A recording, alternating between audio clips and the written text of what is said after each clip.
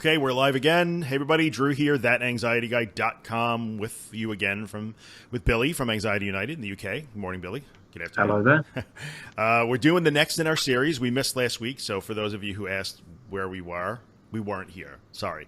So we're next in the series. Yes, life got in the way. We're doing a series of videos together, podcasts and videos about an article that I wrote many years ago. It's kind of an anxiety 101 thing. And we'll both link the article in our video description, or if you're on my website, you'll see it.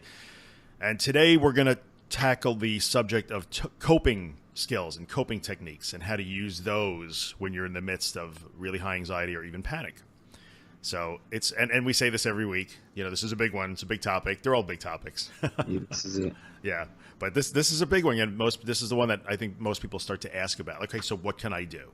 And this is where we actually start to talk about what can we do. Mm-hmm. So let's talk about some coping techniques. Why don't you kick it off? What do you got going on? Okay, so just a point. I've made a few notes, and the top note that I've made is that prevention is better than a cure or a treatment. So if you can put these techniques that we are going to discuss into practice, not when you're feeling crap, but start now, start today, and hopefully, you know, that was my main takeaway from doing any research. Oh, that's really, really solid.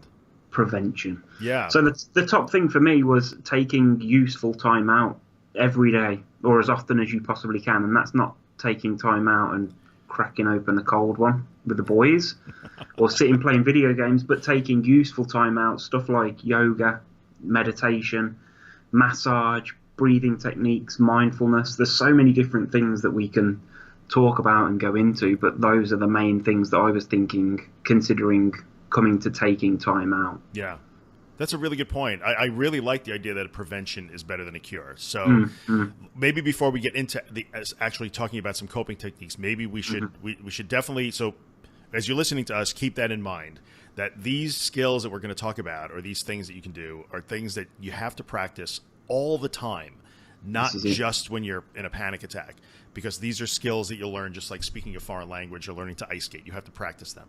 And the second thing, and Billy and I were talking about this before we went live, it's really super important to remember that you have to keep an open mind when we talk about these coping techniques, because none of them will stop a panic attack dead in its tracks.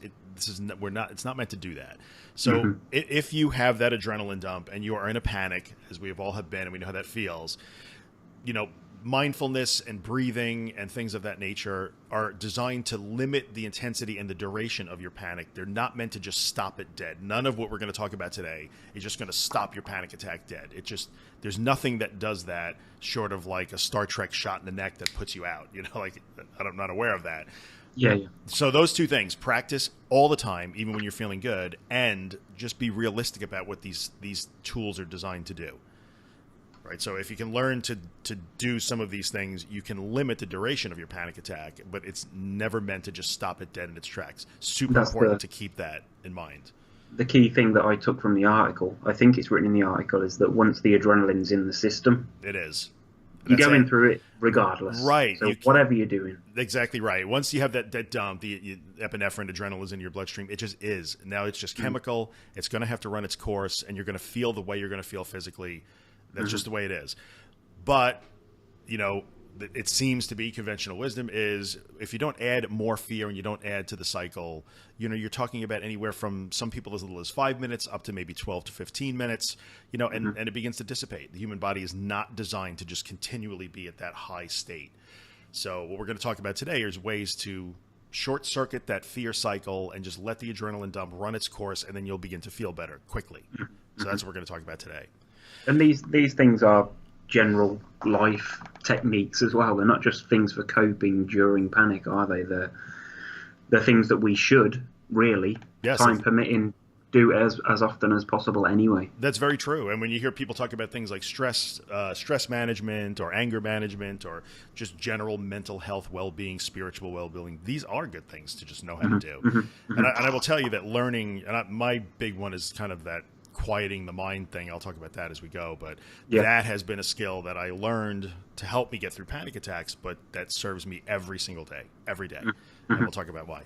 So let's talk about some, like, what are your favorite coping techniques? What are the things that you do? Let me have a look what I put on my list. Do you know what? I'm pretty useless when it comes to. I'm dead set on safety behavior stuff, which is it's like the down the road negative. next. Yep, that's the next episode. So but yes, that's the thing that I always seem to go to. I mean, in the past, I've got some hypnotherapy audios, so I'll just go upstairs, maybe lay on the bed, headphones in, and just take 20 minutes out. okay. And I do 100% feel the benefits after it. It's just that I don't always go and do that. I don't know why. I find these things that work and these things that help, like we'll eat healthily for a few weeks and I'll get on the treadmill as often as I can. And these things I feel benefits, but when I feel a bit better, I tend to just scrap them and think, right, I'm okay now. We can knock that on the head and let's carry on. But you notice that you start to dwindle again after not doing those things. That's very true. And that's where your initial point about practicing even when you feel good is so important, because these are habits. We have to actually build a habit. So let's talk about, like you said, okay, so you might use some hypnosis type recordings or guided meditations. A lot of people like those. We'll call them guided meditations. I wouldn't necessarily call it a safety behavior. I mean, No, I was thinking that's what I would usually do, like bottles of water, splashing water. Yeah. I hear you. Things that save me. So coping techniques, I think we can probably outline them. And then there's a couple of major ones. There's breathing techniques. There's progressive. There's body relaxation techniques. Yeah. And to me, the most important one are the techniques that are designed to quiet your thoughts, like calm your mind down. So when you're dealing with coping techniques in the context of high anxiety or panic, you're really looking at trying to, take the edge off physically if you can, and stop the runaway train of catastrophic thoughts and what ifs and oh my gods and that fear cycle in your head. You have to quiet your mind. So let's talk about breathing. Breathing is a big one, right? Yeah, I think there's a few breathing exercises on our YouTube channel. So there's a million of them. Yeah, that's it. They're everywhere, and they are useful. I think you've just got to give yourself time. I think that one of the main things for me when I first ever did them was just because or for me anyway, thinking about my breathing, that's one of the things that sets off anxiety for me sometimes. So I'll think I'm not getting enough breath or whatever. Yes. So when you're sitting and you're telling yourself, right, I'm going to sit and do a breathing exercise, which means I'm going to be bringing my attention to my breath, which is what freaks me out. Sometimes that can be a bit of maybe that puts people off doing it. And certainly for the first few minutes, you may feel a bit uncomfortable because your carbon dioxide levels and your oxygen levels are going to be completely different probably to what you're used to. Yes. So just give yourself a chance, but they definitely do help relax your whole body. You feel your muscles just start to ease when you give those breathing exercises a chance. And when you do it correctly, and these are things that have been just time tested and we measured in things like galvanic response and EMG studies and things like that. Yeah, there is an actual relaxation response that the human body has, and you can help trigger it by proper breathing. And in a nutshell, it has to do with breathing into your belly and not your chest. That's right. So the two most important things are diaphragmatic breathing, where you're breathing, your chest shouldn't be rising, your shoulders shouldn't be rising, your belly should be going out, and the inhale, and that the exhale should be longer than the inhale. Right? Wait, do I have that right? I haven't done it in a while. Exhale out, yeah. Exhale is longer than the inhale. So say inhale for 5, exhale for 7. Inhale for 3, exhale for 5. And the reason why the exhale is longer than the inhale is I just want to make sure I have that right. We do have that right, correct? It is right. Okay, yeah. 100%. Yeah, thank you. That's to help, because what winds up happening in breathing techniques is a lot of people wind up doing the heavy side, and that will lead to your nose tingling and your lips tingling and your hands tingling and hyperventilation and that sort of thing. So if you do your breathing incorrectly, you can actually make things a little worse by putting yourself in a hyperventilated kind of state. So, I think a lot of the symptoms are related to breathing, aren't they? Very much. The dizziness and very much. I think a lot of people will find, I know for me, I would always find, like, wait a minute, why am I holding my breath? I didn't even realize I was holding my breath. So learning those breathing techniques and just practicing them as many times a day as possible, so that it just becomes a habit to breathe that way, is important. So I'm sure we can link a few good videos where people show how to do it. We don't have to talk about it that much. Well, there's hundreds of them. Yeah. And then the next one I think I'd probably talk about is the other way to relax your body would be like progressive muscle relaxation. And we can link a million of those videos as well. Yeah, you got one. Yeah. Okay. So progressive muscle relaxation is essentially you're scanning Pushing my own content. Yeah. Very good. Push your own content. It's good content. Billy's content is solid. So progressive muscle relaxation is essentially all about scanning your body, which is a bad thing for people like us, but you're scanning your body for those tension points where you're holding that tension physically and then letting it go. There was one in particular that I had. I can't remember where I got the audio from, but it started off with the breathing. So you'd spend like 5 minutes doing the breathing just to regulate. Mm-hmm. Then you moved on to the body scan, which was nice. And then you'd do a visualization. So like that had the three things intertwined, and that was spot on. That's what I used to use a lot. And I'd always find that progressive muscle relaxation, after it, you do actually you can feel the tension just going out of you once you've worked through the exercises. Highly recommended. Yeah. Yeah, and learning how to do that is a good thing. Yeah, yeah. And then I think the third key for me, and I'm sure that other people, by all means, throw them in the comments and whatnot if you have other coping techniques, but that the quieting your mind, to me, is the single biggest thing. And I think it's the one it's the one that everybody ignores, because we can learn to breathe, we can learn to tense and relax, and it's easy to learn those things. Mm-hmm. It's difficult to learn to quiet your mind on demand. And really, what we're learning here are meditation skills. And it has to do with mindfulness and living in the moment and all those things. But in a nutshell, what I can tell you is the skill that you're looking for is learning to think about nothing, which I know sounds crazy. Like, how do you think about nothing? But in the end, you are learning the skill of literally emptying your head of thoughts. But that doesn't mean locking the door and keeping the thoughts out. Thoughts can come in, and then you just let them go. You don't engage with them. You don't dialogue with them. And the object of the game is to just quiet your mind to zero if you can. And this is one that really takes practice, and you have to do it several times a day, just a few minutes at a time. You don't have to get in the lotus position with incense for an hour and go into an altered state. People, I think, misinterpret that whole meditation thing. But learning that skill and practicing it 5, 6, 7 times every single day, even when you feel great, just learning to do that, you're building the habit, right? It's building a habit. Yeah. And then what I find is if you combine that with breathing, with muscle relaxation, you start to get into the habit of when you feel that stress or there's something pressing on you, be it anxiety, panic is coming, those things automatically kick in. And just like we know how to recite the alphabet because we've done it 10 zillion times, you just know how to do these things and you do them. And even if you get to full-blown panic, it might only last 7, 8, 10, 12 minutes, as opposed to I was in a panic for, hours. Coping techniques really do make a difference. And I was thinking, sorry, go on. No, I was going to say, and I think to me, the mental, dealing with your thoughts is the single most important one that gets ignored more than any other, because it's the hardest skill to learn. Yeah. It's the hardest skill. I would agree. Do you have a certain, because you've obviously done this many a times, do you have a certain thoughts? Because a lot of red light people say, pushing it away on clouds and stuff like that. Does that stuff work, or do you just acknowledge the thought and then how do you push the thought away? That's a good question. For me, let me think about this. Like the best visualization I wound up for me is that a thought goes in one side and then out the other. Right. Okay. Like I literally try and visualize the thought like leaving out of like my right ear. It's always a left to right. I don't know why. But okay, so a thought comes in. All right, fine. I'm just going to let it float out this side and go away. Yeah.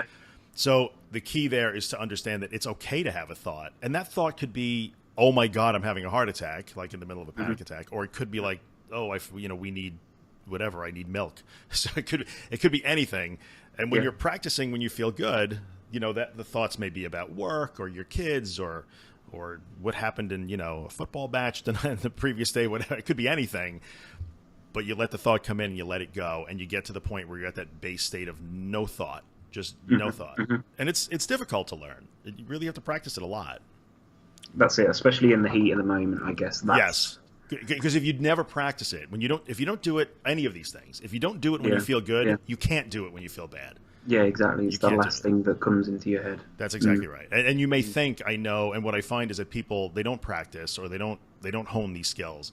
And then panic starts to hit. And then, now I have to breathe. And they try and do it. And they try and meditate. They wonder why it's not. It's not working. And then these things don't work. And then they get discouraged. Like, that's nonsense. It doesn't work for me. But you have to learn to build the habit, even when you feel good, every day, so that on demand, you just naturally react by slowing down your breathing, relaxing your body, going limp, and quieting your mind. And I will tell you, and I know I'm rambling here a little bit, so bear with me for a second. That's okay. I feel like this is your... Well, I will tell you that skill of combining those things not only had got me out of, being afraid of panic. So I could be honestly, I could be having a panic attack right now. You would really not know. And I'm not, but you really would know. Yeah. And they have carried through to other aspects of my life. So when I get into situations, I own my own business, and when the place is on fire, as happens sometimes, the comment I get most often is like, "You're always just like this, man. How do you do that? Like you just quiet, just calmly see what's wrong, and then we fix it. And you don't ever panic. You don't freak out. You're calm under pressure." And I used to be like a crazy type A, like yelling and screaming kind of guy. And I still have a temper sometimes. But that skill that I learned in terms of helping me get out of anxiety and panic has served me very, very well in the whole rest of my life. Things, you get a lot of clarity under pressure when you can do that. So I highly recommend learning how to do these things. Well, that's it. That's the habit. You've formed the new habit, and it's carried over. Yes, as it will to every aspect. Yeah. So I think the key things, just to recap a little bit, and I'm not sure how long we've been going for because we seem to ramble sometimes, but Billy made the good point of doing these things when you feel good, like not just when you feel bad. Super important, and also understanding that none of what we're talking about here, be it muscle relaxation, breathing, or meditation skills, are going to stop your panic dead in its tracks. It's just not. It's just not. And I think what we're looking for is, we talk about, like Claire Weeks, we talk about those books all the time, and like the other series I was doing with Holly. Yeah. That the ability to relax and do the opposite, relax into your anxiety, relax into your panic, is this. This is how you do it. This is what you do. Yeah. So I don't know. I don't know if you want to add anything to that. People ask all the time, well, what do you mean relax into the panic? I mean, do these things, these exact things. Well, that's it. It's the exact opposite to what you think you should be doing at that moment. Yes. Or what you feel that you're being compelled to do. Yes. Do the opposite. In a way. Yeah, in a way. And I think, and I know it's going to kind of naturally, the next episode we're going to do is about, the difference between coping and avoidance or safety behaviors. But maybe we should mention a little something about that. That's going to be my forte. Yes. I'm the avoidance king. The king of avoidance. Well, I'll just say this past weekend, I was just telling Drew before we came on, my dad was rushed into hospital on Saturday. People that have anxiety are probably freaking out now. Hospitals talk. Sure. But I had to go over, see my dad at his house. The ambulance turned up. And then I was absolutely fine at this point. For some strange reason, my thoughts were directed at him and not whether I was getting enough air and all that kind of crazy crap. But then as soon as he went to the hospital, that became like my anxiety took over, and I knew that I had to drive, I don't know, about 40 minutes in a direction to a place that I've never been before. And that was sort of the peak of my anxiety, was getting there. So he's been in hospital since Saturday, and I've avoided going in to visit him. So I've been going to the car park and sitting there. So I'm kind of pushing my boundaries, but I'm still avoiding going in the hospital. So I'm sitting in the freaking car park. It's pretty pointless. But I am taking people to visit him. So I'm doing something, but I'm just not doing enough. And that's the avoidance. But then to mention like safety behaviours, the first day that we went, I had my Claire Weeks book with me, bottles of water, packets of mints, bags of crisps. Oh, yeah. Just... Oh, the same toolkit from way back when. We all shared, right? The mints, yeah. That's it. Yeah, and it's always... Like now that we've been going pretty much every day. I think we've been every day for the last hour, I don't know, since Saturday. Yeah. And like every day, I'm just leaving something behind. So that, like, we're going later this evening, so I know it'll probably just be a bottle of water and a packet of mints. Sure. We can leave the Claire Weeks book at home now. We sort of, And I've been sitting in the car park. I've been getting out of the car and just walking further from the car every time we've gone. Makes sense. It's like that gradual thing. It's just that he's due to come out tomorrow. So by the time I actually get to the reception desk. He'll be leaving. Yeah. Well, of course, we want your dad to get out of the hospital as soon as possible. But if he was there, unfortunately, for a very long time, sooner or later, probably in about a week or so, you'd be going to visit him. I bet. Yeah. I think I'd be in there. Yeah, but it's just that, like, the avoidance. Yeah. I mean, I'm interested in discussing what I avoid, but also maybe other people's comments in things that they avoid, other safety behaviours as well, because it's always very interesting. And I think to bring it back to today's topic, there's a blur, and it's hard to understand sometimes between what a coping technique is and what avoidance and safety behaviors are. Mm-hmm. Coping is good, and avoidance and safety is bad. It's a very oversimplification, but we'll talk about that next time. I think. Yeah, we could probably talk a lot about that stuff. That's why I struggled with today's episode being coping techniques, because I don't cope that well. To be honest. No, but I don't really think about. I just seem to get through it. Yeah. I don't have specific things unless it's real bad, and that's when I'll go and listen to relaxation audio, stuff like that. Sure. That's when I tend to turn to it when I'm at the height. So I don't take my own advice in saying that the prevention. Just do this anyway. Yeah. Same with exercise, same with diet and caffeine and sleeping. Actually, all of those are good too. We didn't really talk about that, but even things that you can do outside of the realm of being anxious or panicky, and eating well and trying to. And I know it's hard when you're dealing with anxiety. Sometimes sleep is impacted, but sleeping the best you can and eating well and regular exercise and even having friends or family, being social, sharing your burdens sometimes with a therapist or somebody close to you that you can trust. These are all just good mental health skills that everybody should have anyway, and they also help. I feel that those are also coping behaviors. They're just sort of background coping behaviors, I think. Yeah. Because if you can bring your mental and emotional state to a more manageable level overall, it tends to help the anxiety thing a little bit. And there's one other thing I think it's worth mentioning. Because you said, well, you're not very good at coping, but which I think is wrong. I think you're a little harsh on yourself, or you wouldn't be where you are if it wasn't that. Yeah, but I think so. We talk about these things and these skills that you can learn to do and practice when you're feeling good, so you can put them into action when you need to, and building habits and all these kind of things. Like what we're talking about here is making a plan, like a coping plan. There's actually a strategy here. I'm going to learn to meditate. I'm going to learn to breathe properly. I'm going to learn progressive muscle relaxation. I'm going to change my diet. But the trick is you have to make a plan and have a strategy and then actually execute that. So this is nowhere in my old article here, but I think it really highlights the fact that if you're going to overcome these problems, it's an active process. We were talking about a video I watched not too long ago where somebody said that the answer to anxiety was rest. And it's flat out not. This is an active process. So you have to actively make a plan to learn these skills and then actively practice them. And practice them. So not for one day. Not for one day. It's a plan. Not when that's it. Like you get the fire, and then you watch a few YouTube videos, and you think, right, today's the day. Yeah. But today ain't the day. Today can be the start. Right. No one day is the day. No one day is the day. And when it comes to coping techniques, is maybe the thing that highlights that the most is that this is not. Like you get all you watch somebody do a big challenge, you get all pumped up, and then you go to the supermarket that you haven't been to in 6 months, and that's great, but that's not really a plan. Like it's not a long-term strategy, and it's not a day. You build these skills over long periods of time, so this could be weeks or months or a year where you execute this plan that you have to make. So that's coping techniques. Did we miss anything? We could probably talk for another hour, but I could probably talk for another hour about this. I appear to have a lot to say about this. I'm sorry I kind of monopolized the conversation. No, that's good. Yeah. So, all right. So next time we're going to do avoidance techniques, difference between coping and avoidance and safety behaviors and that sort of stuff. So we'll do that one probably next week. Yes. And of course, I will end by reminding everybody, where you can find us, Billy, on YouTube, right? youtube.com/Anxiety United. Yep. youtube.com/thatanxietyguy, I believe I have now. I don't even know. Or thatanxietyguy.com, Twitter, thatanxietyguy, Facebook, thatanxiety, whatever. And we're getting links are below. Links are everywhere. They're if you're on the podcast page or the YouTube channel, and subscribe to both of us and like the videos. We never ask people to do that. Like, I'm a terrible YouTuber. You're supposed to like and subscribe. So anyway, that's the deal with that. All right, folks.